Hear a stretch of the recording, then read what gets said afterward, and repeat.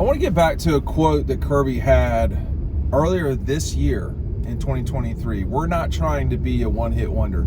That's what he said going into spring football 2023. So here's the background on that, which is that Georgia had just wrapped up its second national championship in 24 months. Well, 12 months, technically. And he's thirsty for more. And listen, it's not been a good offseason at Georgia. I don't think I need to regurgitate everything that's happened. It's not been good. There's got to be some internal things that happen. A lot of this stuff is not acceptable that's going on. But on the field and inside the program as it relates to football, that is if I'm in college football and I hear that, I don't know if the other coaches around, college football kind of get annoyed with the way Kirby is about stuff and his speeches and so forth. He's no less annoying than plenty of them. I can assure you of that. We got to be lectured by Shane Beamer or hear one of Dabo's idiotic rants again, or a lot of people dislike Nick. I think Nick Saban is. I think he's a very good football coach. He knows exactly what he's doing. He doesn't really say crazy stuff a lot. The problem is if you talk as much in front of cameras as all these guys do / I do, you occasionally will say stuff that just doesn't make a lot of sense. Our noisy competitors do that probably daily, though, I have to say. But we're not trying to be a one-hit wonder. That is a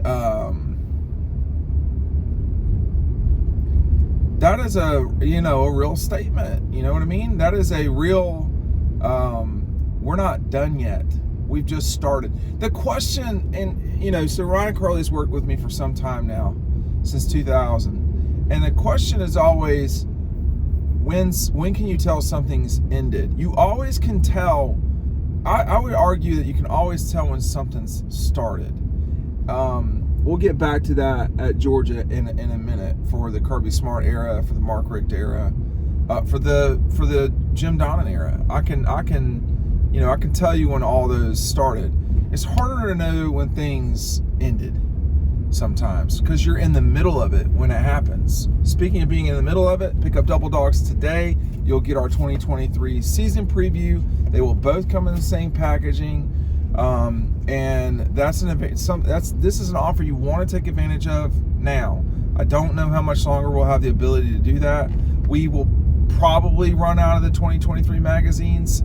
I don't know when, but we will. So take advantage of that. That link is down below. So as it relates to when it started for Jim Donnan, for me, I think that was a very clear and obvious moment, which was when they beat Auburn in '96, because it certainly wasn't the beginning of the season when they were 0-2 and they had a really hard time. You could also make the argument that for Jim Donnan and them that it was the Mississippi State game in '97. So people aren't going to remember that. He brought out a bulldozer and all this stuff, that team. So, but it could have been. But I think it probably was Auburn in '96. For Mark, it was the Tennessee game. The thing about in the Hobnail Blue game, the thing that is important to remember when things start is that.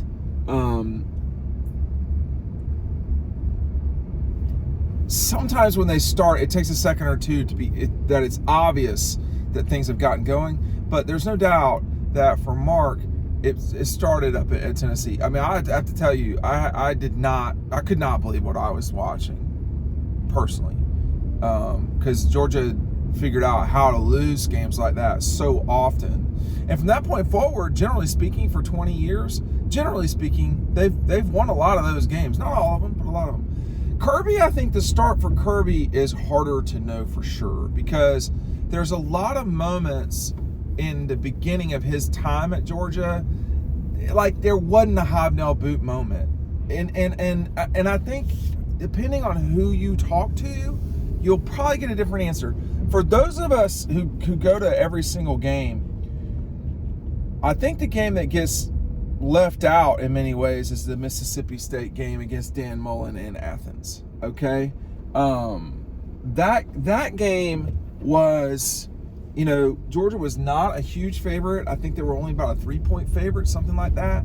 And Jake Fromm told me one time that was when he felt the most comfortable as a quarterback. But the other sort of runner up or second runner up would be Auburn at home the year before in 2016, when they didn't score an offensive touchdown but beat a top 10 Auburn team. So you can take your pick of those two, but most people would say Notre Dame. At Notre Dame, and the truth is, if they don't win that game, they don't win the national championship, because there weren't a lot of tight games that Georgia played, but that was definitely one of them. I think the North Carolina game has honorable mention to some degree, but that was the first game, and they had a lot of learning and losing to go before they could take it from there. The downfall is a lot easier to see looking backwards. I mean, for Jim Donnan, there were just too many losses to Georgia Tech. There were too many losses to South Carolina. You can kind of pick any of them. For Mark, it was definitely 2015, but it was probably the 2014 season 2014 Georgia Tech game, where, the day before Missouri had won the East. This was a pretty good Georgia Tech team that came to Athens, and Georgia lost that game after nearly stealing it. That was what cost Mark his job. That, plus everything that happened in 15 that looked like the program was not going in the right direction. So we're not going anywhere. Can Alabama say that? Like, I love the false comparisons of, these people doubting Nick Saban. Bitch, nobody's doubting Nick Saban. Not a single person is doubting Nick Saban, the greatest college football coach of all time. There's not a single soul with a brain or parts of a brain that are doubting Nick Saban. That is straight up, I need some traffic content. It's ridiculous. So no one's doubting Nick Saban. People are doubting. They are doubting Dabo. Because some things have changed there. And, if Nick were to go 20, 21, and 22 the same way Dabo has sort of regressed, I think there is reason to doubt Clemson right now. I mean, that end of the season was straight up bad. So there's reason. So he gets the right to, he has the ability to be self-righteous and do all the stuff that he does to get himself and his program motivated to win. We'll see if that happens. Yeah, man, hey, listen, I'm at the beach right now. These people, if you got your car on the street, you're getting a ticket. If you got your car parked the wrong way of traffic flow, you're getting a ticket. That's on your ass. Know the law. That's on you. That's not on me. And you're looking at your car, you better make sure that bitch is not touching the pavement in any way. They will ticket you. They have no problem. Now, I'm not in Georgia, but these are state highways. That's what people don't understand here. So, it's always hard to know. But like for Kirby and them,